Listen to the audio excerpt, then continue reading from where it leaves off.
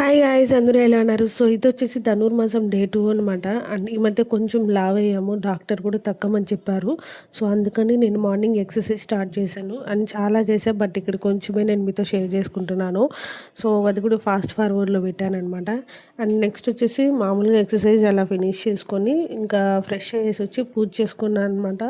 And Dhanurmasam day 2. And ఇవాళ వచ్చేసి ప్రసాదం నేను కర్డ్ రైస్ కలిపానండి. నిన్న ఎలాగో చేసుకోలేదు, నాకు తెలియదు అనేసి మంచిగా నేను కొంచెం ముందే లేచి నా వర్క్స్ అన్నీ ఉంటే ఫినిష్ చేసుకొని దేవుడికి ప్రసాదం అయితే చేశాను అనమాట, పెరుగన్నము. అండ్ పూజ అంతా కూడా మంచిగా ఫినిష్ చేసుకొని లాస్ట్లో నైవేద్యం అయితే పెట్టా. అండ్ మీరు ఈ ధనుర్మాసానికి టెంపుల్కి వెళ్తున్నారా లేదా అనేది కామెంట్లో చెప్పండి. సో నేనైతే నా వల్ల అయినంత వరకు డైలీ టెంపుల్కి వెళ్తాను, అది కూడా నేను మీతో ఖచ్చితంగా షేర్ చేసుకుంటాను.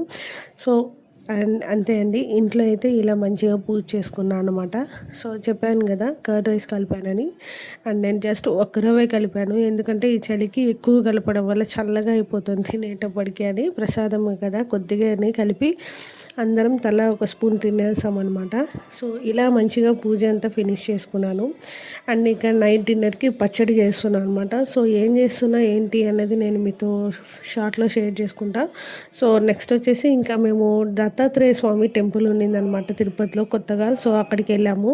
అండ్ నాకైతే చాలా బాగా నచ్చింది ఈ టెంపుల్. అండ్ చాలా ప్రశాంతంగా కూడా ఉందన్నమాట. అదంతా కూడా నేను మీకు ఈ టెంపుల్ లాంగ్ వీడియోలో పోస్ట్ చేస్తాను, రేపు కానీ ఎల్లుండి కానీ. ఈ టెంపుల్ అయితే అండి చాలా బాగుంది. సో అడ్రస్ అంతా కూడా నేను ఆ వీడియోలోనే మీతో షేర్ చేసుకుంటా.